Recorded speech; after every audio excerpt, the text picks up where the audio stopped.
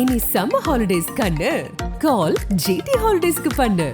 GT holidays, south India's #1 travel brand. திரு மோடி தமிழ்நாட்டுக்கு தொடர்ந்து பயணம் செய்கிறார். அடுத்த வாரமே எடுத்துக்கிட்டா கிட்டத்தட்ட 4 முறை வராரு. என்ன காரணம்? தமிழ்நாடு என்பது இந்தியாவில் தானே இருக்குங்க நிஜந்தன். ஏன் பரமேஸ்வர் அழுக்கூடாத? அப்படியே கேட்குறீங்க. எழுதி வைத்துக் கொள்ளுங்கள் நிஜந்தன். 24 தேர்தல் யூகங்கள் எப்படி இருந்தாலும் நரேந்திர மோடி 3வது முறையாக பிரதமர் ஆவார் என்ற ஒரு யூகம் வந்துவிட்டது.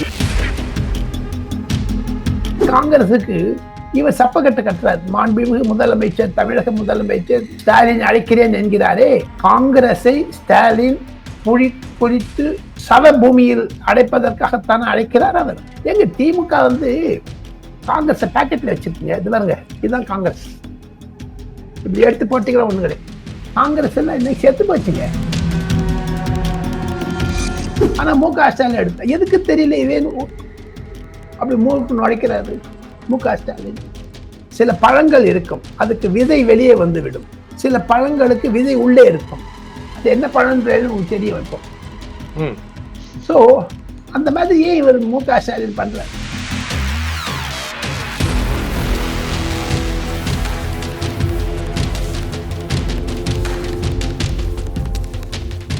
வணக்கம் நண்பர்களே. பிரதமர் மோடி ஏன் தமிழ்நாட்டிற்கு அதிகம் பயணம் செய்கிறார்? எது போன்ற வியூகங்களை பாஜக வகுக்கும்? ஜாஃபர் சாதிக் விவகாரம் பூதாகரம் எடுக்குமா? இதை பற்றி பேசுவதற்காக மூத்த பத்திரிகையாளர் திரு டெல்லி ராஜகோபாலன் நம்முடன் இணைகிறார். வணக்கம் சார். நமஸ்காரம் நிஜந்தன். திரு மோடி தமிழ்நாட்டுக்கு தொடர்ந்து பயணம் செய்கிறார். அடுத்த வாரமே எடுத்துக்கிட்டா கிட்டத்தட்ட 4 முறை வராரு. என்ன காரணம்? எதுக்காக தமிழ்நாட்டுக்கு எத்தனை தடவை வரணும்? அவ்வளவு முக்கியமான இடமா பிஜேபிக்கு தமிழ்நாடு? ஆகாயம் நேயர்களுக்கும் நிஜிந்தனுக்கும் என்னுடைய நமஸ்காரங்கள். தமிழ்நாடு 2026 2031 தான் திமுகவை ஒழிக்க, திமுகவை சீர்குலைய செய்ய பாஜகவினுடைய திட்டங்கள். 2026 கண்டிப்பாக எழுதி வைத்துக் கொள்ளுங்கள் நிஜந்தன். 24 தேர்தல் யூகங்கள் எப்படி இருந்தாலும் 3வது முறையாக வட இந்தியாவில் நரேந்திர மோடி 3வது முறையாக பிரதமர் ஆவார் என்ற ஒரு யூகம் வந்துவிட்டது. அந்த பின்னணியில் பார்த்தால் தமிழகத்தில் மேலும் 2.5 வருடங்களுக்கு முக ஸ்டாலின் முதலமைச்சராக இருப்பார். எப்படி அந்த 2 வருடங்களை அவர் செலவழிப்பார் என்று எனக்கு தெரியவில்லை. காரணம், தாங்களே முன்னுரையில் குறிப்பிட்டீர்கள். ஜாஃபர் சேட், துரைமுருகன் மணல் கொள்ளை, சுப்ரீம் கோர்ட்டினுடைய orders for directors of district collectors, enforcement directorate அப்பியராங்கன்னு சொல்றது, கச்சத்தீவு, இந்த மாதிரி பிரச்சனைகள்ல 4 பக்கமும் சிக்கிவிட்டது. தமிழக கூட்டணி என்பது உடைந்து விட்டது. எதிர்கட்சி, ஆளுங்கட்சியில் 24க்கு பிறகு உடைந்து விடும். இதெல்லாம் வைத்து பார்த்து தமிழ்நாடு என்பது இந்தியாவில் தானே இருக்குங்க நிஜந்தன். ஏன் பரமேஸ்வர் அழுக்கூடாத? அப்படியே கேட்குறீங்க. முக ஸ்டாலின் ஏப்ரல் 19 தேர்தல் பிரச்சாரத்திற்கு பிறகு வட இந்தியாவில் வருவதற்கு அவருக்கு துணிச்சல் இருக்கிறதா? போபால், பட்னா, உத்தரப்பிரதேசத்தில் இருக்கக்கூடிய கோரக்பூர், பஸ்தி, ஏன் அயோத்தியா, ஏன் மும்பை, அண்டை மாநிலமான கர்நாடகா, அங்க போக சொல்லுங்க பார்ப்போம். 4 தரம் டூர் வர சொல்லுங்களா? அவர் இந்தி கூட்டணி நான் தான் நிறுவினேன் என்று மார்த்தட்டி கொள்ளும். அது கண்டிப்பாக நிறுவினார், யாரும் இல்லை என்று சொல்ல. உடைஞ்சிடுச்சுங்களே. அந்த உடைந்த சிதறிய பாகத்திற்கு முக ஸ்டாலின் தலைவர். அவர் 2 கூட்டம் பேச சொல்லுங்க சார். பாட்னால 1, லக்னோல 1, அகமதாபாத்ல 1 போதும். நரேந்திர மோடிக்கு 450 சீட் வந்துடும். திமுக தமிழகத்தை விட்டு மேலே வர வேண்டும் என்பதை தூண்டுவதற்காகத்தான் நரேந்திர மோடி மீண்டும் மீண்டும் தமிழகம் வருகிறார். இப்படி உங்களுக்கு நார்த் இந்தியால இல்லை தமிழ்நாடு சொல்லிட்டு நீங்க தமிழ்நாடு கேட்க போறீங்களா? தமிழ்நாடு அதெல்லாம் விட்டுருங்க நிஜந்தன். இன்று காலை 4ஆம் தேதி ஏப்ரல் மாதம் வியாழக்கிழமை நாம் இருவரும் 10 மணிக்கு இதை ஒளிப்பதிவு செய்கிறோம். நாம் பேசிக்கொண்டிருக்கக்கூடிய இதே சமயத்தில் 3 முக்கிய தலைவர்கள், ராகுல் காந்திக்கு மிக மிக நெருக்கமானவர் ப்ரொஃபசர் கௌரவ் பல்லப் என்பவர் ஜம்ஷெட்பூரில் பேராசிரியராக இருக்கிறார். மல்லிகார்ஜுன் கர்கேக்கு அவ்வளவு நெருக்கம். பொருளாதார நிபுணர். Raghuram Rajan reserve bank governor இருந்தபோது அவர் ஆலோசகராக இருந்தார்.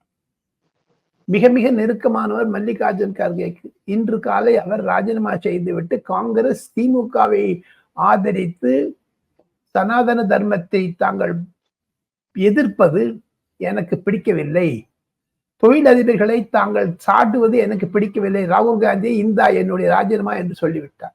மகாராஷ்டிராவில் பீகாராக சேர்ந்தவரான சஞ்சய் நிருப்பம் என்பவர் கடந்த 50 ஆண்டுகளாக தொழிலாளியாக பீகாரிலிருந்து சென்றவர் மும்பைக்கு. காங்கிரஸ் பெரிய தலைவர். அவர் 2 முறை எம்பியாக இருந்திருக்கிறார், எம்எல்ஏ வந்திருக்கார். அவர் இன்று காலை ராஜினாமா செய்து விட்டார். அவரை காங்கிரஸ் சஸ்பெண்ட் செய்து விட்டார். இப்படி காங்கிரஸ் ஷிங்கிங் ஷிப், அதாவது நீர்மூழ்கி கப்பல் மாறி போயிடுச்சு, மூழ்கு கப்பல். அதுக்கு காங்கிரஸுக்கு இவர் சப்பக்கட்டு கட்டுறார். மாண்புமிகு முதலமைச்சர், தமிழக முதலமைச்சர் ஸ்டாலின் அழைக்கிறேன் என்கிறாரே, காங்கிரஸை ஸ்டாலின் புலி குறித்து சவ பூமியில் அடைப்பதற்காகத்தான் அழைக்கிறார் அவர். வட இந்தியாவில் எங்க திமுக காங்கிரஸ் பாக்கெட்ல வச்சிருக்கீங்க. இது பாருங்க, இதுதான் காங்கிரஸ். இப்படி எடுத்து போட்டீங்களா ஒண்ணு கிடையாது. காங்கிரஸ் எல்லாம் இன்னைக்கு செத்து போச்சுங்க வட இந்தியா. காங்கிரஸ் என்பது இல்லை. மல்லிகார்ஜுன் கர்கே நேற்று அழுதார் பொதுக்கூட்டத்தில். எனக்கு வயது 84 ஆகிவிட்டது, எதிர்கட்சிகள் எல்லாம் ஒன்று சேர்க்கக்கூடிய நான் திறமையுடன் பண்ணேன், நான் ஃபெயில் ஆகிவிட்டேன், தவறாக எண்ணிக்க வேண்டாம், மன்னிக்கவும், நான் ஃபெயில் ஆயிட்டேன், தோல்வி அடைந்து விட்டேன் என்று ஓப்பனா மயிருக்கு தெரியாதவருக்கு. எப்படி வைகோ இப்ப காலையில சொல்லியிருக்காரு பாருங்க, கச்சத்தீவை எடுத்தது காங்கிரஸ் செய்த துரோகம் என்று. அவருக்கு தெரியல என்ன பேசுறோன்னு தெரியல அவருக்கு. இப்ப செல்வ பெருந்தகை என்ன சொல்ல போறாங்க, சிரிக்க போறாரு. காங்கிரஸ் இதுக்கு இப்ப பாருங்க, 2024 நிஜந்தன், தாங்களும் பல வருடங்களாக பத்திரிகை தொழில் இருக்கிறீர்கள், தொலைக்காட்சியில் பாப்புலரான பிகர் நிஜந்தன். நான் தங்களை இன்றல்ல நேற்றல்ல பல வருடங்களாக கூர்ந்து கவனித்து வருபவன். தங்களிடம் ஒரே ஒரு கேள்வி கேட்கிறேன். 2019 மாண்புமிகு ராகுல் காந்தி, மாண்புமிகு மு.க. ஸ்டாலின் மாண்புமிகு பிரதமர் பதவிக்கு முன்மொழிந்தார். ஆனாரு இல்லையே. 2024 மு.க. ஸ்டாலினோட நிலைப்பாடு என்ன? ராகுல் காந்தி ஏன் ப்ரொஜெக்ட் பண்ணல? நீங்க பண்ண வேண்டாமாங்க. மம்தா பானர்ஜி ஓப்பனா சொன்னாங்க, மல்லிகார்ஜுன் கார்கே போடுங்க. அவர் அப்ப கூட ராகுல் காந்தி எடுத்துக்கல மம்தா பானர்ஜி. ஆனா மு.க. ஸ்டாலின் எடுத்த. எதுக்கு தெரியல, வேணும் அப்படி மூக்கு நுழைக்கிறாரு மு.க. ஸ்டாலின். சில பழங்கள் இருக்கும், அதுக்கு விதை வெளியே வந்து விடும். சில பழங்களுக்கு விதை உள்ளே இருக்கும். அது என்ன பழம்ன்றது உங்களுக்கு தெரியும் இப்போ. சோ அந்த மாதிரி ஏன் இவர் மு.க. ஸ்டாலின் பண்றாரு? சோ இந்த விஷயத்தை பார்த்தால் இதையெல்லாம் சீர்குலைக்கத்தான், திராவிட முன்னேற்ற கழகத்தை துண்டு துண்டாக சின்ன பின்னம் ஆக்குவதற்குத்தான் நரேந்திர மோடி கங்கணம் கட்டி கொண்டிருக்கிறார். காரணம், திமுக என்பது அவல நிலையில் இருக்கிறது. திமுக அவல நிலையில் இருக்கிறது ஏன் சொல்றீங்க? ஆட்சியில் இருக்கு, ரொம்ப பலமா இருக்கு. ஆட்சியில் இருந்துட்டு அவல நிலை வரக்கூடாது என்ன? எங்க ஆட்சியில் இருந்து அவல நிலைக்கு ஆரம்பமே பாருங்க. பதவி பிரமாணம் எடுத்துக்கொண்ட பொழுது மு.க. ஸ்டாலின், முத்துவேல் கருணாநிதி மகனான ஸ்டாலின் என்பவன் நான் சொன்னாரு. அப்பயே இங்க துர்காசேன் அழுதாங்க. உடல்நிலை, அந்த அம்மா பதவிக்கு வந்ததுக்கு அழல, என்னுடைய கணவருக்கு உடல்நிலை சீராக இருக்க வேண்டும் என்று அவர் அங்க நரிவலம் வரக்கூடிய அந்த இடத்தில் பிரார்த்தனை செய்து கொண்டார். அதுதான் ஆனந்த கண்ணீர். அடுத்தது, பொதுக்கூட்டத்தில் பேசுவதை தவிர கட்சிக்கார கூட்டத்தில் பேசும் பொழுது ஒரு தளபதி என்று சொல்லக்கூடிய ஒரு போர் இடத்தில் இருப்பவர் தளபதி. நாளை எதிர்கட்சிக்காரனை வீழ்த்த வேண்டும். எனக்கு தூக்கம் வரல, நாளைக்கு அடுத்தால பேப்பரை பார்த்தேன்னு ஏதாவது நெகட்டிவ் செய்தி வருமா என்று எதிர்பார்த்து கொண்டிருக்கிறேன் அப்படிலாம் சொல்றேன். That shows he is not a capable leader. ஐயா கருணாநிதி மாதிரி இது இல்லை. எனக்கு ஐயா கருணாநிதி நான் நெருங்கி பழகியவன், முரசொலி மாறன் அப்படியே பழகி இருக்கேன். திமுகவை என்னுடைய மரியாதைக்குரிய தகப்பனார் ஜா ராமபத்ரன் என்பவர் சாணக்கியன் பத்திரிகை சுதந்திர கட்சியில் தலைவராக இருந்தார். அவருடைய ராஜாஜி பேரறிஞர் அண்ணாவுடன் காகித மில்லத்துடன் தூது போனவர் என்னுடைய தகப்பனார். சீட் அரேஞ்ச்மெண்ட்ஸ்க்காக 1967. அப்பொழுது காங்கிரசுக்கும் திமுகவிற்கும் காயிதே மில்லத் போன்ற முஸ்லிம் கட்சி தலைவர்களுக்கெல்லாம் நெருங்கிய பழகிய என்னுடைய தகப்ப நான் சிறு வயதில் இருந்து அங்கு போயிருக்கேன். அன்று முதல் இன்று வரை நான் தமிழக அரசியலை கூர்ந்து கவனிப்பவன். ஐயா கருணாநிதி நன்கு அறிவன். ஆற்காடு வீராசாமி ஐயா தெலுங்கு மாట్లాடுனார், பாகவதி தெலுங்கு. அதே மாதிரி K Anbazhagan, K Rajaram leader of Lok Sabha இருந்தார். இதா செழியன் 1977 இவ்வளோ திமுக காரனை பார்த்துட்டு அப்புறம் இன்று இருக்கக்கூடிய திமுக என்பது பழனிவேல் தியாகராஜனுக்கு ஒரு பெரிய கும்பிடு போடுறாங்க. அப்படியே நமஸ்காரம். ஏன் அவருக்கு கும்பிடு போடுறீங்க? அவர் தான் உடைச்சு விட்டார். அவல நெய்திக்கு காரணம் என்பது அவர் மூலமாகத்தான் நான் தெரிந்து கொண்டேன் சிலவற்றை. தொலைபேசியில் பேசும் பொழுது திராவிட முன்னேற்ற கழகத்தில் இருக்கக்கூடிய முதல் குடும்பத்தில் 30,000 கோடி எப்படி வந்தது என்று கேட்கக்கூடிய துணிச்சல் அவருக்கு இருந்தது. தன்னுடைய நிதி அமைச்சரை கண்ட்ரோல் பண்ண முடியாத மு.க. ஸ்டாலின் எப்படி மத்திய நிதி அமைச்சரை பார்த்து கேள்வி கேட்கிறார், ஏளனமாக பேசுகிறார். இது எல்லாம் தான் நான் சொல்லுகிறேன் அவல நிலை. கருணாநிதி அப்படி பண்ண மாட்டாங்க. Karunanidhi is a careful person. இப்ப நம்ம முக்கியமா தமிழ்நாட்டுக்கு திரு மோடி வருவது பல்வேறு இடங்கள்ல, முக்கியமாக பிஜேபி போட்டியிடுகின்ற அதெல்லாம் சொல்றேன். இதெல்லாம் மனதில் வைத்துக் கொண்டுதான் திராவிட முன்னேற்ற கழகம் சுருங்குகிறது. சுருங்குறது. இந்த தேர்தல்ல என்ன எதிர்பார்க்கிறாரு திரு மோடி? தமிழ்நாட்டுக்கு இந்த மாதிரி அவரு பயணம் செஞ்சதுல ரோட் ஷோ பண்றாரு, வேலூருக்கு போறாரு, நீலகிரிக்கு போறாரு. என்ன காரணம்? ஒரு கணிசமான இடங்களை வென்றுவிட முடியும் அப்படின்னு நினைக்கிறாரா? ஒரு பெரிய தாக்கத்தை அவர் முகத்திற்காக இன்னும் கூட அதிக வாக்குகள் விழும் அப்படிங்கிற ஒரு உத்தியை வச்சிருக்கிறாரு. வச்சிருக்கார். கண்டிப்பாக தேசியம் வளர வேண்டும் என்றால் திராவிட முன்னேற்ற கழகத்திற்கு ஒரே சவாலாக இருப்பவர் நரேந்திர மோடி தான். எந்த தப்பிச்சுக்கலாம். நரேந்திர மோடி கிட்ட என்ன நன்றாக அறிந்தவர், அவரை மாண்புமிகு பிரதமரை நெருக்கத்தில் அறிந்தவர். அவரைகிட்ட ஒரு பிளான் போட்டார்னா முடியாதுங்க. Best event manager. திமுகவை ஒழிக்க வேண்டும் என்று ஈவெண்ட் பண்ணணும்னு வச்சார்னு வச்சுக்க, 24 முடிவதற்குள் தாங்கள் இந்த வீடியோவை பத்திரமாக பொக்கிஷமாக வைத்துக் கொள்ளுங்கள் நிஜந்தன். 24 டிசம்பருக்குள் திராவிட முன்னேற்ற கழகத்தினுடைய அவலனை எப்படி இருக்கும் என்று வர்ணிக்க வேண்டுமானால், எடப்பாடி பழனிசாமி கடந்த 6 மாதங்களாக தத்தளிக்கிறாரே, அது மாதிரி திமுகவும் தத்தளிக்க விடுவார் நரேந்திரன். அதற்காகத்தான் மீண்டும் மீண்டும் பயணம். அடுத்த சப்ஜெக்ட் போலாம். நர்காட்டிக்ஸ் கண்ட்ரோல் பீரோ. இல்ல முக்கியமாக இந்த ஜாஃபர் சாதிக் விவகாரம் என்ன தாக்கத்தை ஏற்படுத்தும்? அது என்ன தேர்தல எதிரொலிக்குமா? இல்ல திமுக காரங்களை ஏதோ ஒரு வகையில வாய்ப்பு இருக்கா? என்ன?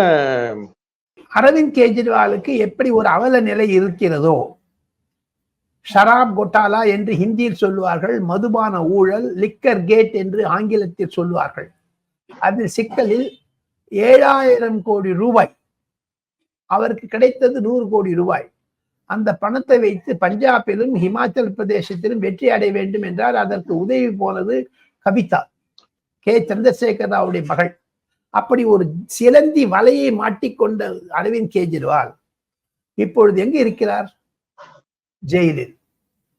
அது போன்ற சூழ்நிலை ஜாஃபர் சாதிக்கை வைத்துக் கொண்டு 2024 வருடம் இன்னும் 6 மாதங்கள் 7 மாதங்கள் இருந்தாலும் திமுகவை அது சிலந்தி வலையில் சிக்கவிடும். அவர் திமுக என்பது அதிமுக எப்படி எடப்பாடி பழனிசாமி அவல நிலையில் இப்படி இருக்கிறாரோ அதே இடத்திற்கு கொண்டு வந்து விடுவார். அதுதான் நரேந்திர மோடியினுடைய 3வது வடையாக வந்த பிறகு முதல் தாக்கம் தமிழகத்தின் மீதுதான் இருக்கும். என்ன விசாரணை நடைபெறுது. ஜாஃபர் சாதிக் உள்ள இருக்கிறாரு. இன்னும் அமீர் போன்றவர்களை விசாரிச்சிருக்காங்க, முடிச்சுட்டாங்க. இன்னும் அது திமுக மேலேயே குறை சொல்றாங்க, திமுக காரங்களை குறை சொல்றாங்க, எடப்பாடி திமுக காரங்களை குறை சொல்றாரு. ஒரு நிர்வாகி தவறு செஞ்சுட்டாரு, அதுக்கு கைது செய்யப்பட்டாரு, விசாரணை நடைபெறுது. எதுக்கு திமுகவோட அதை முடிச்சு பண்ணும்? சினிமா சினிமா சினிமா சினிமா உலகம். இதுக்கு மேல சொல்றதுக்கு இஷ்டம் இல்லை. நியூசிலாண்டிற்கும் ஆஸ்திரேலியாவிற்கும் எப்படி போதைப் பொருள் நடமாட்டம் என்றதில் எப்படி 3 முக்கிய புள்ளிகள், அரசியல் புள்ளிகள் தமிழகத்தில் மாட்டிக்கொள்ள இருக்கிறார்கள் என்பதையும் நான் சில உயர் அதிகாரிகள் மூலமாக தெரிந்து கொண்டேன். அது கூடிய விரைவில் அம்பலம் ஆனாலும் வெளிச்சத்திற்கு வந்தாலும் அது வரும். என்ன இது இன்னும் கூட அதிக கைதுகள் இருக்கும், நிறைய பேர் இதில் மாட்டுவாங்க, நிறைய பேர் மீது புகார்கள் வெளியே வரும், கசியும் அப்படின்னு ஒரு டீப் ரூட்டட் ஒரு கான்ஸ்பிரசியா, ஒரு டீப் ரூட்டட் ஒரு கிரைம் மாதிரி கொண்டு போக நினைக்கிறாங்களா மத்திய போதை தடுப்பு பிரிவு நினைக்கிறாங்க? கொண்டு போன அவசியமே இல்லைங்க சார். நிஜம். ஒரு ஒரு இடத்த பிடிச்சது இன்னொரு இடம் தானா போயிடுது. இதுல தேர்தல் சமயத்துல, இன்னும் தேர்தலுக்கு 15 நாள் இருக்கிற சமயத்துல திமுகவின் பெயரை கெடுக்க வேண்டும், திமுகவை நல்ல பேர் இருந்தா வட இந்தியாவில் திமுகவுக்கு சனாதனத்திற்கு பிறகு போதை போல வந்து விட்டது. தமிழ்நாடு தான் ஸ்ட்ராங்கா இருக்கு. தமிழ்நாடு தான் சொல்றேன் நான். தமிழ்நாடு இந்தியாவில் ஒரு அங்கம், அதை நம்ம மறந்து விடாதீர்கள். திமுக தமிழ்நாட்டுல ஸ்ட்ராங்கா இருக்குங்க, யாரும் இல்லைங்களே சொல்லல சார். எவ்வளவு பெரிய இந்த ஸ்ட்ராங்கா இருந்த திரிபுரா கவர்மெண்ட் வெஸ்ட் பெங்கால்ல போயிடுது. திரிபுரால படிச்சு வெஸ்ட் பெங்கால்ல இந்த சிபிஎம் கவர்மெண்ட் எப்போ ஊதி விட்டாங்க.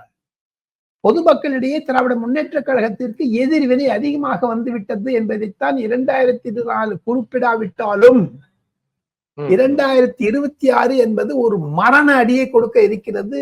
காரணம் என்ன என்று கேட்டால், இப்பொழுது ஒரு பொது தளத்தில் நரேந்திர மோடியினுடைய எது கோபேக் என்று சொன்ன ஒரு திமுக இப்போ எங்க சொல்ல மாட்டேங்கிறாங்க.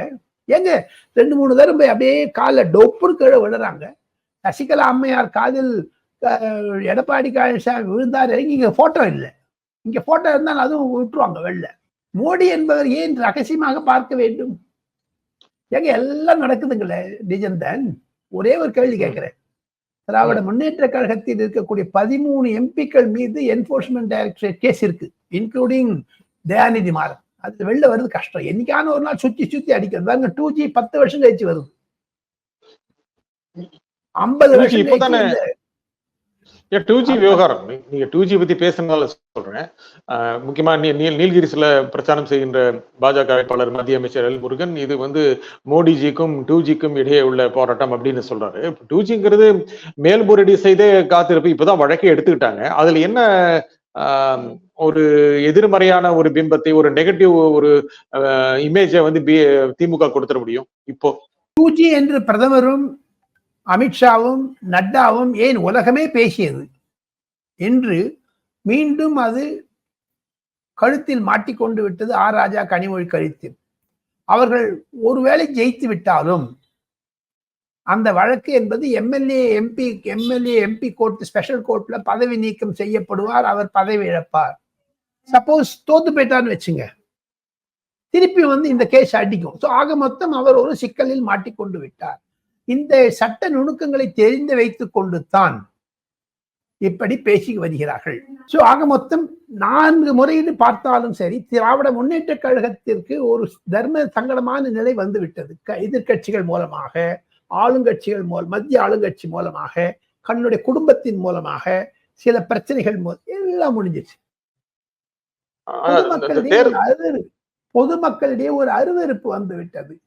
குறிப்பாக திராவிட முன்னேற்ற கழகத்தின் மீது. என்னதான் நீங்க சொல்றீங்க ஸ்டாலின் அழைக்கிறேன் என்று நூதன பிரச்சாரத்தை வைத்துக் கொண்டாலும் எங்க அழைக்கிறாரு அவரு? எங்க அழைக்கிறாரு? எல்லாம் மத்தியில ஆட்சியை மாற்றம் செய்வதற்கு அழைக்கிறார். வாழ்த்துக்கள். நான் இப்ப உங்களுக்கு 2 ரெசிக்னேஷன் அனுப்பிச்சிருக்கேனே, அதெல்லாம் வச்சு அவருக்கு தெரியணும். ஸ்டாலினுக்கு வட இந்தியாவின் நிலைமை பற்றி தெரியணும். பாவம். 2024 ஜூன் 6ஆம் தேதி புரிந்து கொள்வார்.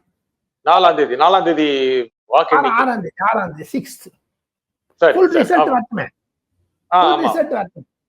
ஆமா. அன்னைக்கு என்ன திமுகவுக்கு என்ன புரியும் நினைக்கிறீங்க? 2024 முதல் 25, 26 மிக கரட முரடான பாதை என்பதை அரசியல் ரீதியாக பல பழனிவேல் தியாகராஜர்கள் உருவாவாங்க. உள்ள அதிருப்தி அதிகரிக்கும் சொல்றீங்களா? எல்லாம் எதுவும் நடக்கும். பூகம்பம் வெடிக்கும். நீங்க மிக மிக மிக மூத்த ஒரு பத்திரிகையாளர். திமுக ஒரு ஒருங்கிணைந்த ஒரு கட்சியாக ஆட்சி செய்து கொண்டிருக்கிறது. மத்தியில் பிஜேபி வரக்கூடிய வாய்ப்பு இருக்கிறது. அது மாதிரிதான் கருத்து கணிப்பு எல்லாமே சொல்றது. அதன் மூலம் என்ன திமுக பூகம் வெடிக்கணும்? ஏன் வெடிக்கணும்? இப்ப வெடிக்கலன்னு இப்போ என்னங்க, நான் தான் சொல்லிட்டு வந்தேனே, உங்களுக்கு 13 எம்பிக்கள் மீது கேஸ் இருக்கு, என்போர்ஸ்மெண்ட் டைரக்டரேட். 13 பேர் ஜெகத் ரட்சகன் உள்பட சிறை இது லீகல் ஸ்க்ரூட்டின்ல இருக்காங்க. சரியா? ஆனா 83 வயது, என்னை விட பெரியவர், மரியாதைக்குரிய TR பாலு அனைத்து மந்திரி சபைகளிலும் இருந்திருக்கிறார். டாக்டர் மன்மோகன் சிங் மந்திரி சபையில் இல்லாமல் போயிட்டார். அவர் ஒரு கிங் கெமிக்கல்ஸ் என்ற ஒரு நிறுவனத்தை நடத்துகிறார். அது மேல எங்க ரெய்டு வர மாட்டேங்குது? எல்லாருமே ரெய்டு வருது. என்னங்க காரணம்? என்னங்க? ரொம்ப சுத்தமா இருக்காரு.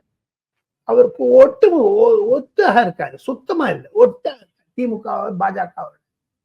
அவர் மூலமாகத்தான் சில பிரச்சனைகள் திமுகவிற்கு வந்தாலும் ஆச்சரியப்பேங்க.